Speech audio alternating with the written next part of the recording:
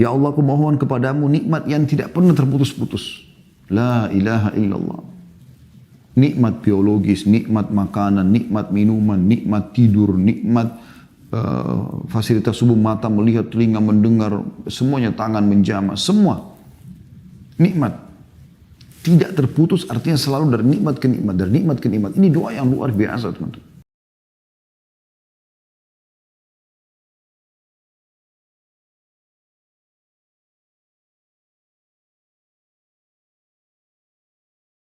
Assalamualaikum warahmatullahi wabarakatuh. Alhamdulillah wassalatu wassalamu ala Rasulillah. Segala puji dan puja kehadirat Allah Subhanahu wa taala, juga salawat dan taslim kepada Nabi besar Muhammad sallallahu alaihi wa ala alihi wa sahbihi wasallam. Lanjutkan pada buku kita teman-teman sekalian, kumpulan doa dalam Al-Qur'an dan Sunnah ditulis oleh Syekh Sa'id bin Wahf Al-Qahtani rahimahullah. Kita akan lanjutkan teman-teman sekalian pada kesempatan kali ini doa selanjutnya, yaitu bunyinya Allahumma inni a'udzubika minal bukhul. Ya Allah, aku berlindung kepadamu dari sifat kikir. Wa a'udzubika minal jubun, dan aku berlindung kepadamu dari sifat pengecut.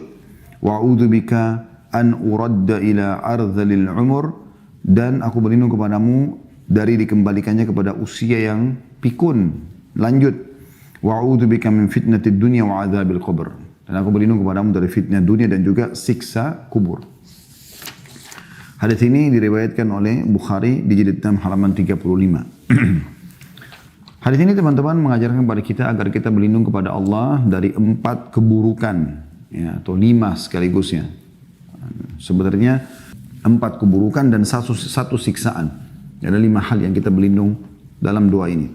Yang pertama, kita berlindung kepada Allah dari sifat pelit. Dan ini sudah sering kita ingatkan teman-teman sekalian. Apalagi di kajian tentang keajaiban sedekah, ya, bagaimana memang seorang mukmin itu sifatnya adalah dermawan. Dia suka dengan memberi, ya, dia suka dengan memberi. Dan tentu memberi ini lawannya adalah pelit. Dan pelit ini dianggap penyakit oleh Nabi SAW. Sebagaimana beliau pernah menjelaskan tentang keadaan sahabat, ya, yang diangkat menjadi pemimpin suku kaumnya. Pada saat beliau bertanya kepada para anggota sukunya, bagaimana dia? Mereka mengatakan dia menjaga wibawahnya, dia punya ketampanan, hanya saja dia pelit. Kata Nabi SAW, penyakit apa lebih berat daripada pelit itu?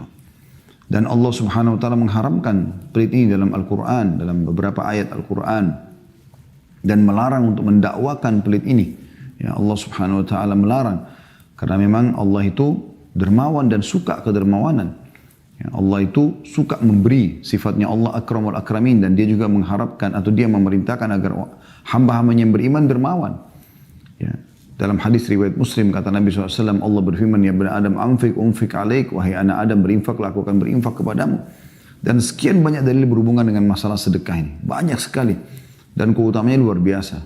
Dalam hadis lain kata Nabi SAW, mana qasamalu min sadaqah, tidak akan berkurang harta seorang hamba karena bersedekah, artinya akan bertambah terus.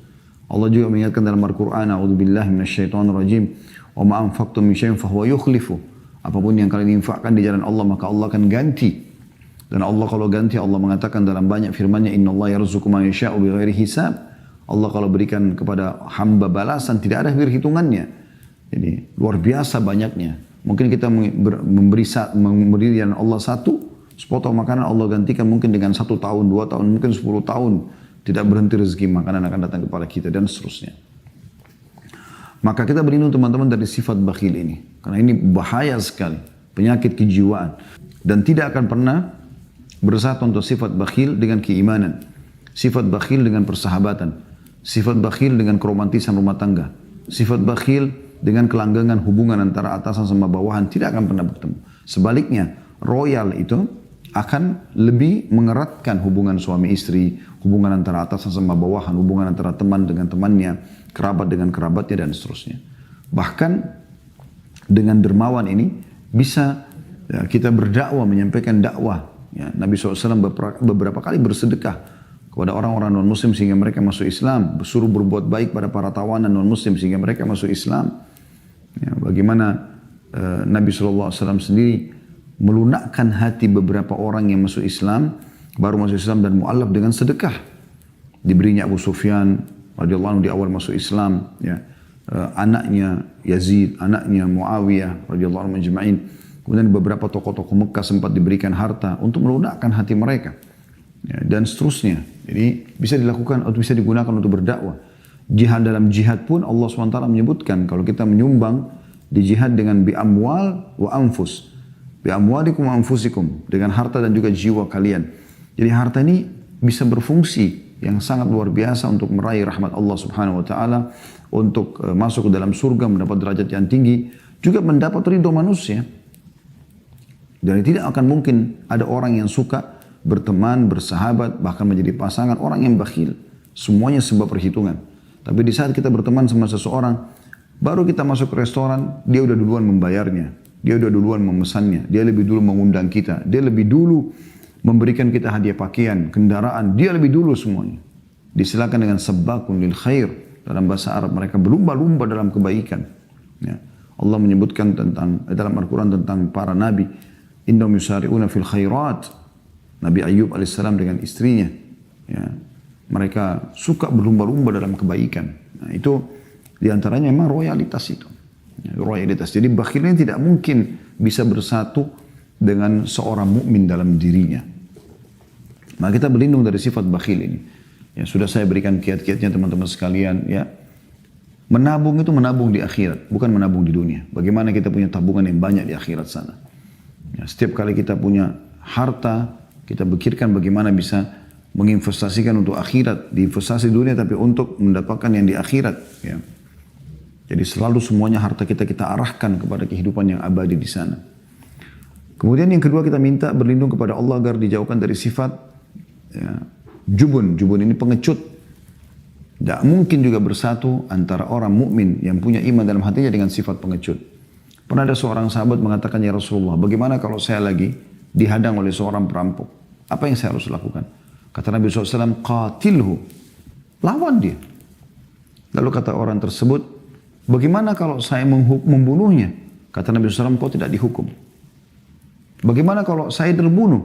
Kata Nabi SAW, kau mati syahid. Kita tahu ada salah satu dosa besar teman-teman, tawalli yaumaz zahf. Lari dari kancah peperangan. Tidak dibolehkan dalam Islam. Kaum muslimin sudah masuk ke kancah peperangan, cuma dua. Mati syahid, dan ini target utama, terbunuh. Dan semua orang mukmin merindukan ini. Agar mereka bisa masuk surga tanpa hisab, agar semua dosanya dimaafkan, mereka bisa selamatkan 70 keluarganya, selamat dari fitnah kubur dan seterusnya. Atau mereka menang. Jadi kalah, dibunuh, terbunuh pun semua bukan kalah namanya. Justru itu targetnya.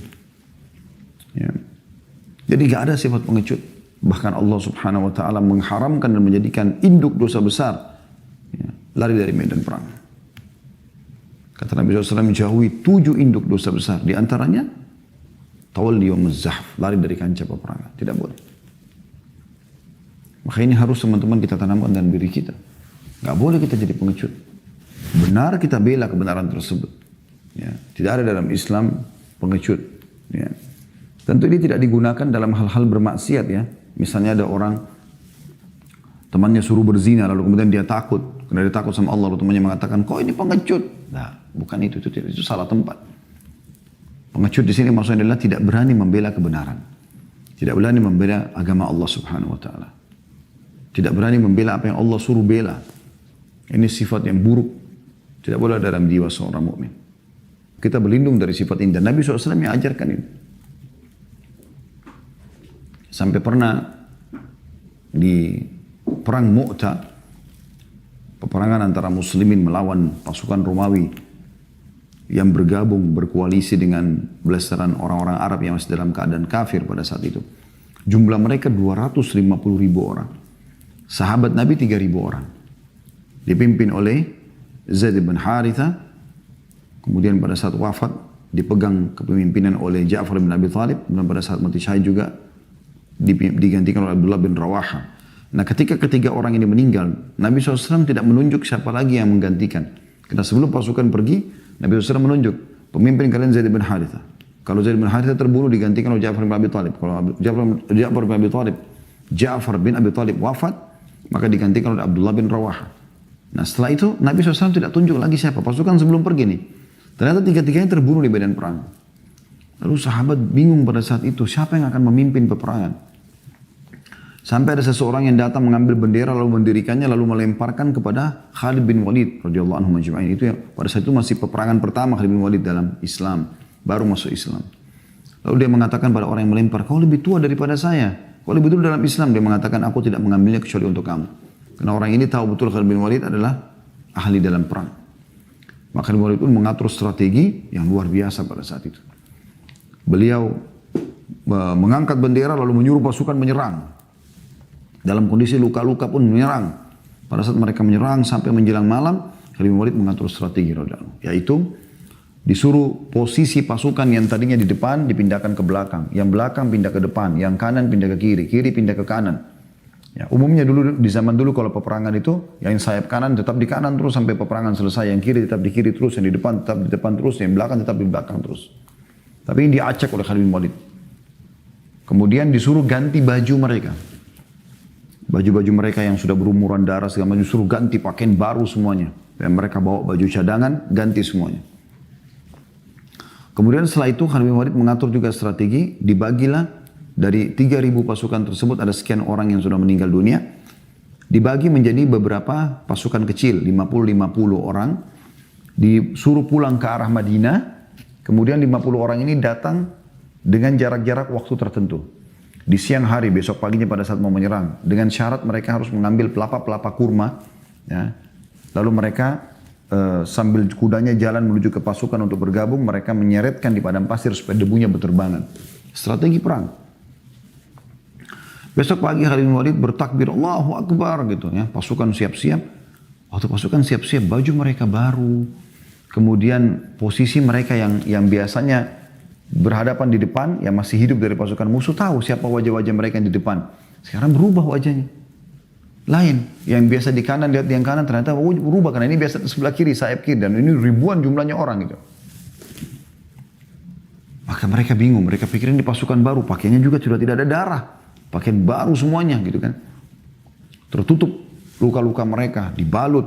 Mereka pakai pakaian baru semuanya. Kemudian sebelum menyerang, ternyata Khalid bin Walid sudah mengatur durasi waktu. Datanglah pasukan pertama 50 orang dari kejauhan bertakbir, Allahu Akbar, Allahu Akbar. Sementara lagi hening kedua pasukan ini, maka pasukan musuh menyaksikan hal tersebut dan mereka menarik dengan pelapa kurma, disentuhkan di padang pasir sehingga debu berterbangan. Jadi tidak ketahuan berapa jumlahnya.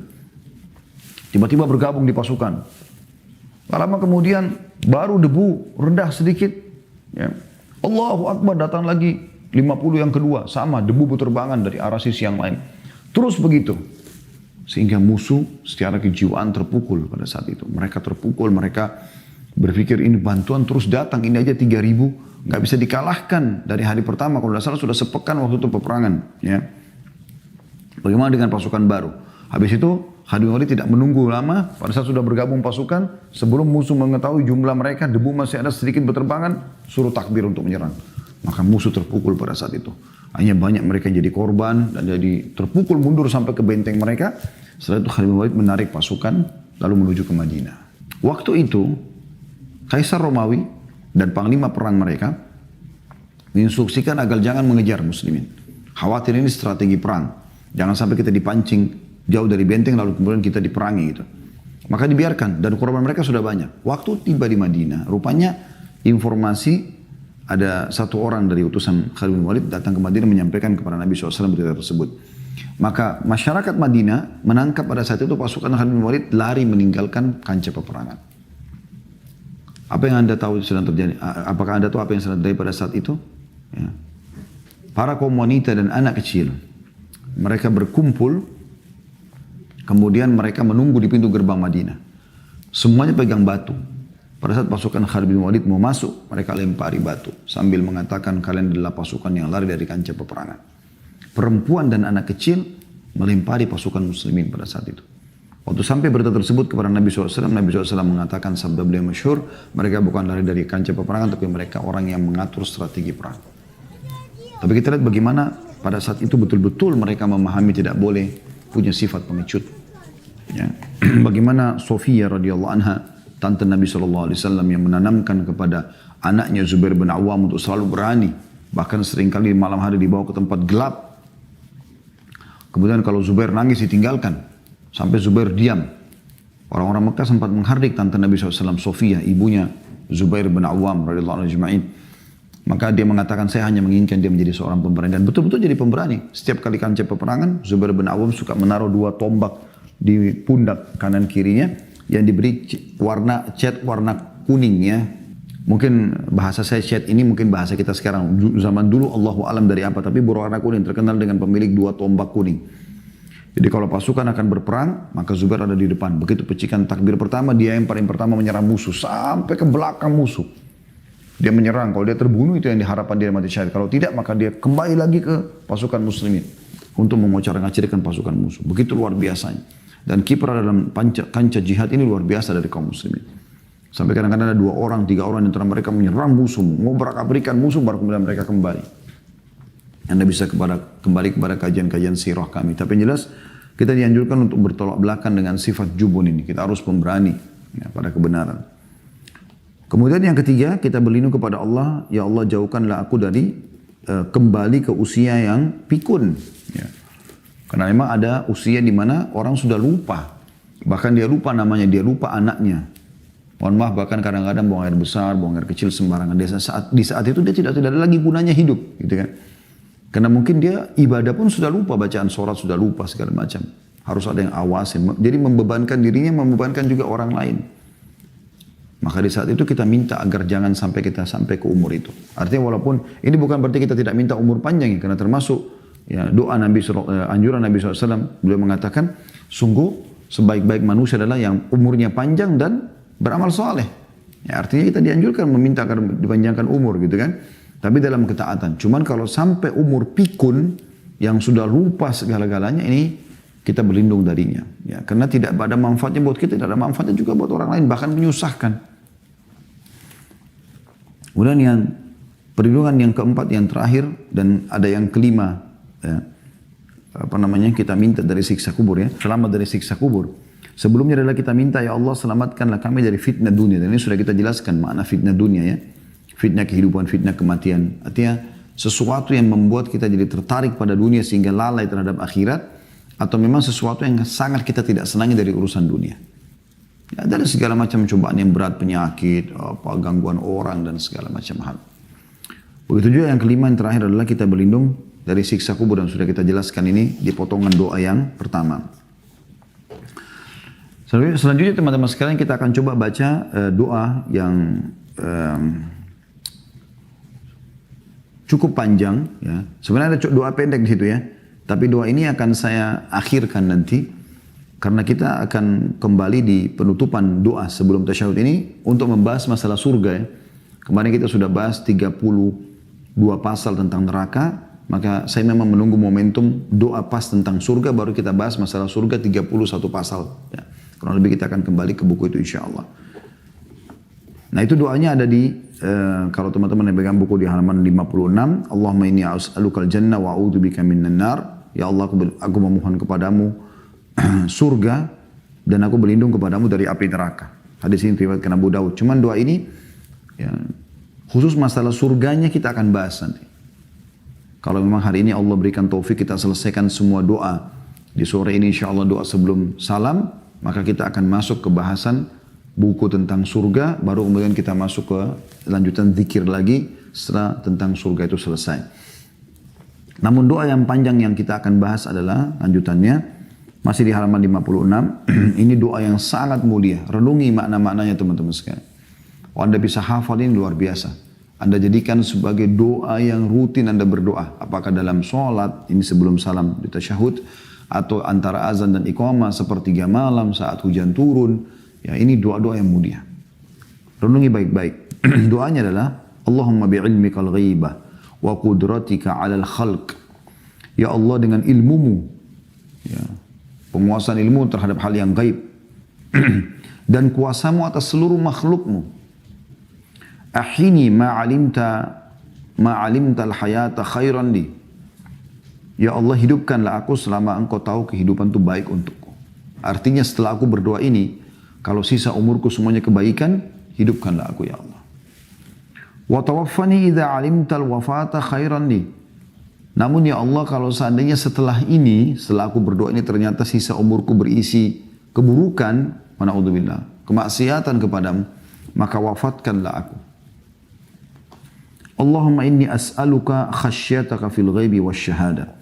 Ya Allah, aku memohon kepadamu rasa takut kepadamu dalam keadaan sendiri ataupun disaksikan orang. Ini doa yang mulia sekali, teman-teman. Bagaimana kita selalu patuh dan tunduk kepada Allah, selalu merasa diawasi oleh Allah, baik kita sendirian ataupun kita rame-rame.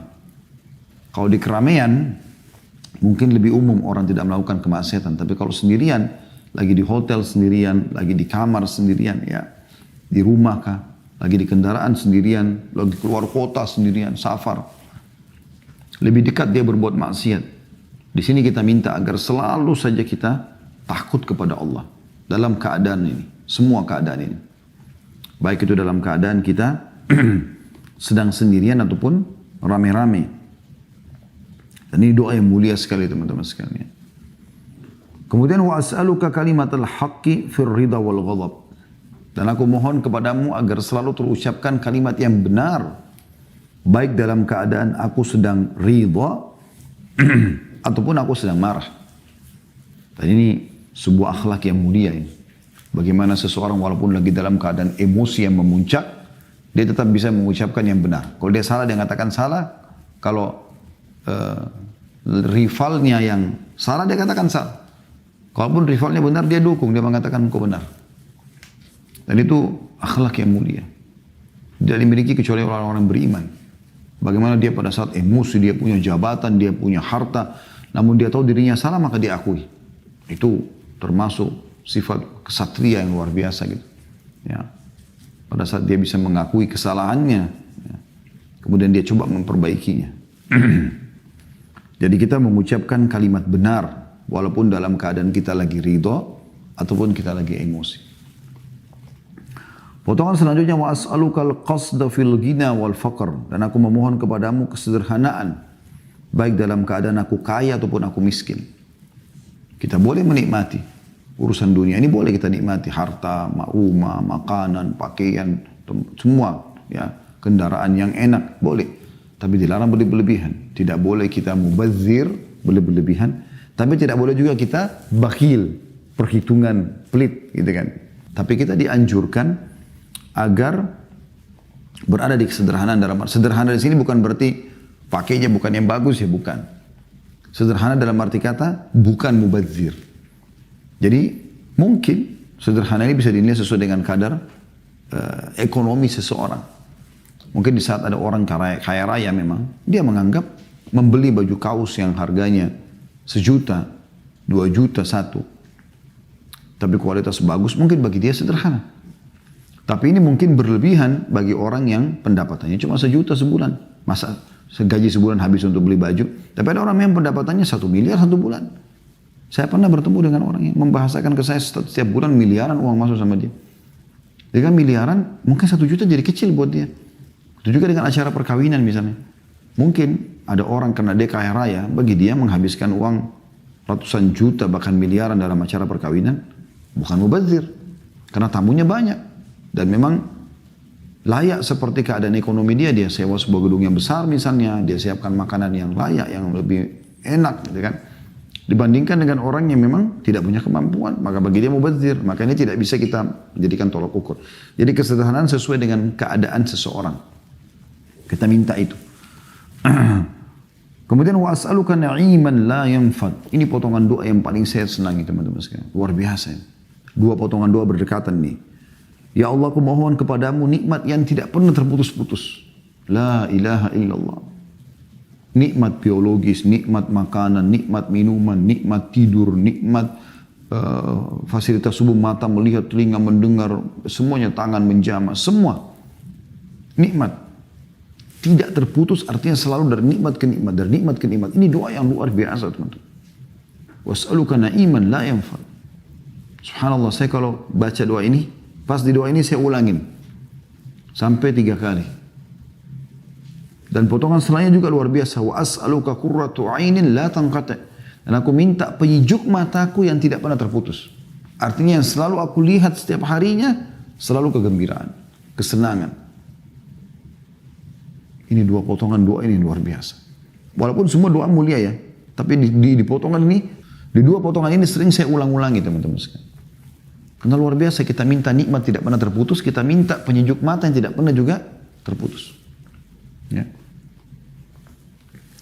Jadi apapun, kalau kita lihat istri, lihat anak, lihat teman-teman, lihat lingkungan, semua yang nyaman-nyaman, tidak ada sesuatu yang buruk.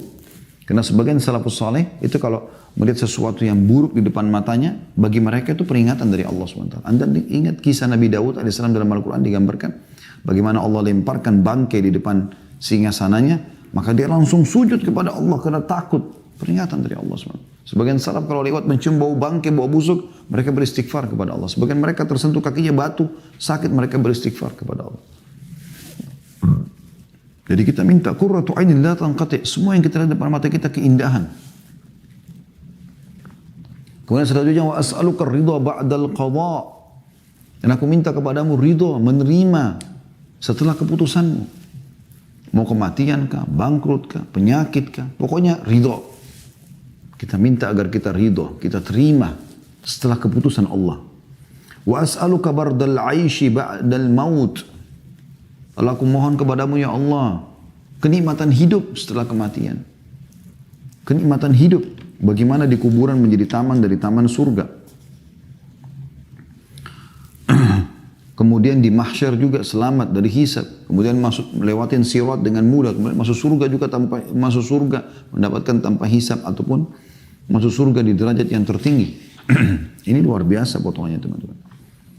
Kemudian kita bilang wa as'aluka, jadi ini sudah bergabung ya, kebutuhan-kebutuhan dunia semuanya. Ya, kita minta agar diberikan ketakutan kepada Allah di dunia, baik dalam keadaan sendiri ataupun rame-rame. Kita minta agar bisa mengucapkan kalimat benar dalam kondisi kita ridho ataupun kita marah. Kita minta agar diberikan kesederhanaan. Sudah kita jelaskan tadi mana sederhana, baik dalam keadaan kaya ataupun miskin. Kita minta agar diberikan nikmat tidak pernah terputus. Kita minta agar penyejuk mata yang tidak pernah terputus. Kita minta agar ridho setelah terhadap keputusan Allah setelah kita mati. Lalu kemudian pindah, itu kehidupan dunia, sampai pindah ke akhirat, sampai kematian. Dan wa as'aluka bardal 'aishi ba'dal maut, dan aku minta kehidupan yang baik. Bardal aish ini kehidupan yang sempurna, yang menggembirakan setelah kematian. Dan ini membuktikan ada kehidupan setelah mati. Ada kehidupan. Teman-teman kalau lewat di kuburan, Anda melihat itu adalah batu nisan, kuburan, tanah, gundukan tanah, maka itu bagi kita seperti benda mati. Tapi itu adalah alam sendiri. Alam barzah. Mereka hidup. Ada yang menjadi taman dari taman surga, semoga kita termasuk ini insya Allah, dan ada yang menjadi lubang dari lubang neraka. Na'udzubillah. Mohon kepada Allah agar diselamatkan. Makanya Nabi SAW setelah mengantar jenazah sahabat mengatakan, Udu'u li akhikum fa innahu al-ana yus'al. Doakan kebaikan buat saudara kalian karena sekarang dia akan ditanya oleh malaikat. Jadi ada kehidupan di sana, kita minta kehidupan setelah kematian. Supaya menemani kita di kuburan amal soleh kita, bukan amal buruk kita. Dibentangkan permadani dari surga dan tercium baunya sampai menjelang hari kiamat. Kita minta itu. Sampai masuk ke surganya nanti. Kemudian puncaknya kita minta wa as'aluka laddatan nadhari ila wajhik. Ya Allah, aku mohon kepadamu merasakan kenikmatan ya, melihat wajahmu. Melihat wajahmu, kenikmatan memandang wajahmu. Dan ini ulama sepakat adalah nikmat terbesar di surga nanti. Dalam sebuah riwayat yang sahih disebutkan, kalau ahli surga sudah masuk ke dalam surga semuanya, termasuk orang-orang beriman yang lewat neraka dulu. Sudah dikeluarkan semua, sudah bersih dari neraka, nggak ada lagi. Mereka sudah masuk dalam surga semua, di neraka tinggal orang munafik, orang musyrik, ya, orang kafir, mereka abadi di sana, na'udzubillah. Maka Allah bertanya kepada ahli surga, kata Nabi SAW, apakah mau aku tambahkan nikmat pada kalian? Mereka mengatakan, ya Allah, nikmat apa lagi? Setelah engkau menyelamatkan kami dari neraka, kami masuk ke surga. Mereka lihat neraka, kita semua akan lihat neraka. Kita dengarkan gemuruhnya, wa na'udzubillah. Semoga Allah selamatkan kita dari api neraka. Dan seluruh pasangan hidup kita dan keturunan kita, kerabat kita, teman-teman sekalian. Allahumma amin, ini lagi puasa. Bahaya sekali neraka itu. Sudah kita bahas 32 bab. Sulitnya makanannya, minumannya, siksaannya luar biasa. Menyedihkan, mereka menangis. Sampai yang keluar pengganti air mata itu sudah darah. Wa na'udzubillah. Kita minta masuk ke dalam surga. Selamat dari neraka itu. Lalu kita dibawa ke dalam surga. Ya. Nanti pada saat udah masuk dalam surga semuanya ahli surga, maka Allah bertanya, adakah nikmat yang maukah saya tambahkan? Mereka bilang, ya Allah, nikmat apa lagi setelah kau selamatkan kami dari neraka dan engkau masukkan kami ke dalam surga. Sudah kami lihat neraka itu. Dan kami sekarang masuk surga, luar biasa nikmatnya. Lalu dalam riwayat dikatakan Allah pun mengangkat hijabnya. Maka pertama kali ahli surga melihat wajah Allah yang mulia. Pada saat itu mereka serentak mengatakan, ya Allah, tidak ada nikmat yang mengalahkan melihat wajahmu yang mulia. Jadi orang-orang kafir, orang munafik tidak akan pernah melihat sang pencipta Allah. Karena ini adalah nikmat terbesar melihat wajah Allah yang mulia. Maka ini kita mohon di doa ini. Lalu kita mengatakan wasyauqa, pakai qaf ya, wasyauqa ila liqa'ika fi ghairi dharra'a mudirrah. Dan aku selalu rindu ya Allah bertemu denganmu tanpa kesulitan yang membahayakan dan tanpa cobaan yang menyesatkan. Jadi kita minta kepada Allah SWT agar kita ini beriman kepada Allah, melakukan ibadah-ibadah semuanya dengan kemudahan, bukan melalui cobaan-cobaan dulu, bukan tabrakan dulu baru mau sadar, bukan di penjara dulu baru mau sadar, enggak. Mudah ya Allah. Aku rindu bertemu denganmu tanpa kesulitan yang membahayakan dan tanpa cobaan yang menyesatkan. Ya.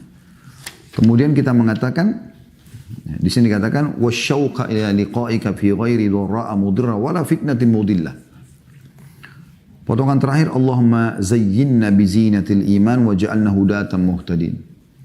Ya Allah, hiasilah kami ya, dengan keimanan dan jadikanlah kami sebagai pemberi petunjuk, ya. Atau jadikanlah kami sebagai petunjuk jalan yang memperoleh petunjuk darimu. Hadis ini diriwayatkan oleh An-Nasai jadi 3 halaman 54 sampai 55, Imam Ahmad jadi 4 halaman 364 dan dinyatakan sahih oleh Syekh Al-Albani dalam Sahih An-Nasai jadi 1 halaman 281. Ini doa yang mulia sekali teman-teman sekalian. Luar biasa gitu. Makna-maknanya luar biasa. Jadi kita minta lengkap semua dari selama kehidupan di dunia sampai ke akhirat nanti. Kalaupun Anda cuma bisa baca doa ini saja sebelum salam ini sudah luar biasa. Ya. Dan saya sudah katakan tadi, usahakan doa ini pun dibaca di selain salam, sebelum salam gitu kan. Karena doa ini punya makna yang luar biasa gitu. Jadi di sini yang terakhir kita minta, ya Allah, hiasilah kami dengan keimanan, maksudnya selalu kami merasakan kenikmatan iman kepadamu. Sehingga tidak tergoda untuk melakukan kekufuran, kemaksiatan, kemunafikan. Dan jadikanlah kami sebagai petunjuk jalan yang memperoleh. Petunjuk yang bisa jadikan kami orang yang menjadi petunjuk orang lain agar bisa mendapatkan petunjuk darimu. Jadi supaya kita menjadi da'i-da'i. Kita menyampaikan kebenaran supaya orang bisa mengikuti dan mengenal agama Allah Subhanahu wa taala, dan akhirnya kita pun dengan itu ya mendapatkan pahala ekstra. Karena kalau Allah mudahkan kita menjadi sebab petunjuk bagi orang lain, maka semua amal yang dia kerjakan kita akan panen pahalanya. Sebagaimana sabda Nabi SAW, siapa yang menunjukkan pada kebaikan maka dia akan diberikan pahala yang sama dengan orang yang mengikutinya, tanpa dikurangi sedikit pun dari pahala orang yang mengikutinya. Jadi misalnya kalau saya sampaikan nih, Pak, Ibu lakukan begini, lalu Bapak Ibu amalkan nih. Bapak Ibu dapat 100 pahala misalnya dari amal itu, ini contoh saja. Maka saya mendapatkan nilai 100 itu sama tanpa diambil dari pahala Bapak Ibu. Karena saya menyampaikan. Ya. Itu luar biasa gitu. Kita menjadi hudatan muhtadin. Atau orang yang menjadi petunjuk bagi orang lain. Doa selanjutnya teman-teman sekalian. Allahumma inni as'aluka ya Allah bi annakal wahidul ahadus samad alladhi lam yalid wa lam yulad wa lam yakul lahu kufuwan ahad an taghfir li dhunubi innaka antal ghafurur rahim. Kembali kita memohon ampun kepada Allah, kita meminta agar dimaafkan kesalahan, karena kesalahan kita banyak teman-teman sekalian. Sengaja atau tidak sengaja. Maka kita selalu mohon kepada Allah agar dimaafkan. Ini salah satu doanya ini. Tapi perhatikan sebelum mohon ampunan, kita memuji-muji Allah dulu. Hadis ini riwayat An-Nasai jilid 3 halaman 52. Dan Imam Ahmad jilid 4 halaman 338. Artinya, ya Allah, sesungguhnya aku memohon kepadamu. Diulangi lagi ya Allah. Ya, karena Allahumma ya Allah artinya. Inni as'aluka, aku memohon kepadamu, ya Allah, wahai Allah. Ini nama Allah yang paling Allah cintai, yaitu Allah, lafzul jalalah. bi annakal wahidul ahadus samad, bahwa engkau adalah Tuhan yang Maha Esa lagi Maha Tunggal, tempat bergantung segala sesuatunya. Alladzi lam yalid wa lam yulad wa lam yakul lahu kufuwan ahad, yang tidak beranak dan tidak diperanakkan, tidak ada anaknya, tidak ada orang tuanya.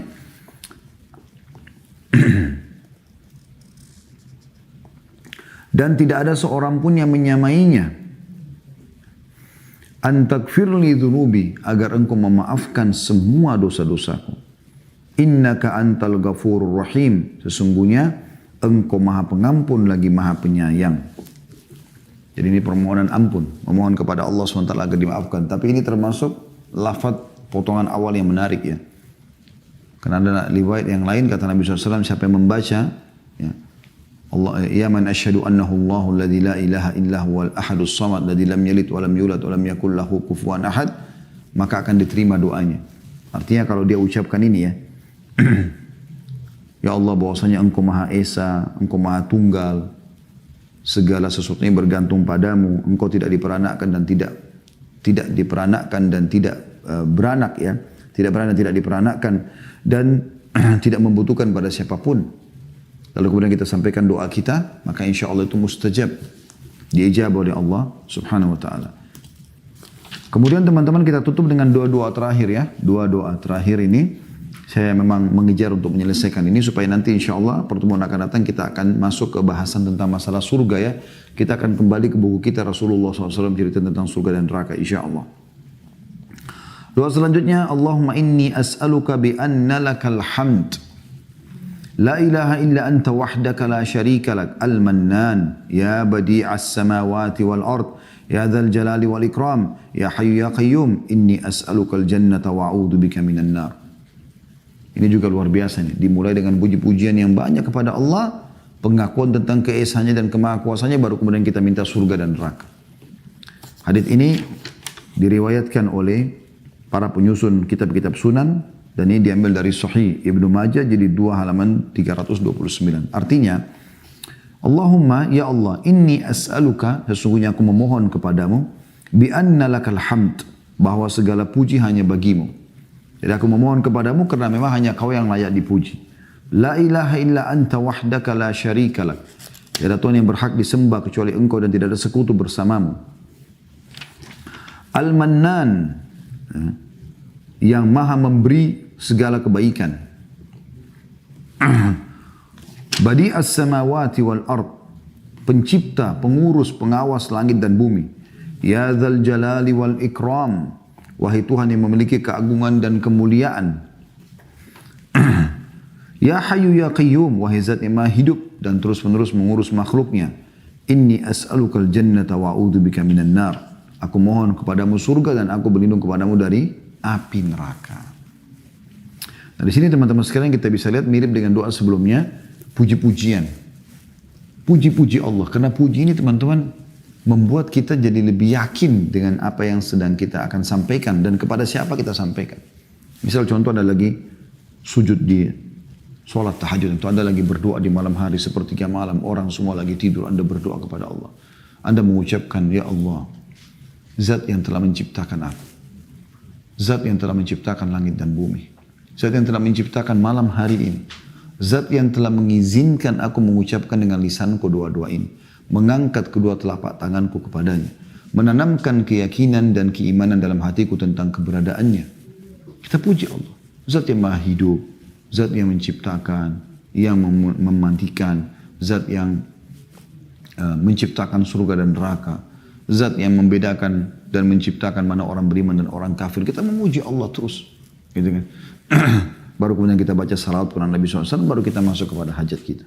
Karena pernah ada seorang sahabat, dia masuk ke dalam masjid lalu kemudian dia mengatakan Allahumma gfirli, langsung kata Nabi SAW, ista'jala hadha, ista'jala hadha, orang ini buru-buru, orang ini buru-buru ya.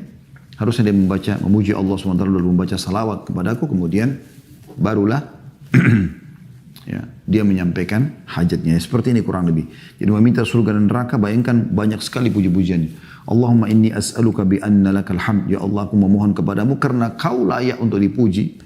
La ilaha illa anta wahdaka la syarika lak. Tidak Tuhan yang berhak disembah kecuali Allah dan tidak ada sekutu bersamamu. Al-Mannan, zat yang selalu memberi kebaikan-kebaikan. Ya badi'as samawati wal ard, ya badi'as samawati wal ard. Wahai zat yang telah menciptakan, mengurus langit dan bumi.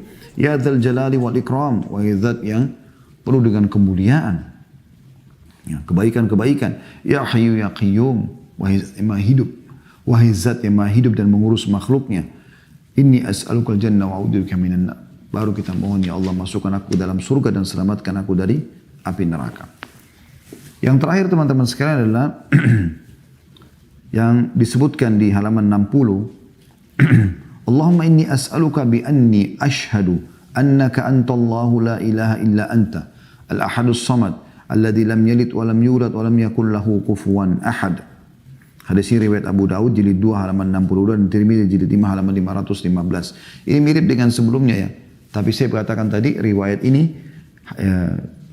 kumpulan puji-pujian ini kalau Anda sebutkan dalam doa Anda, setelahnya doa Anda sampaikan dikabulkan oleh Allah SWT.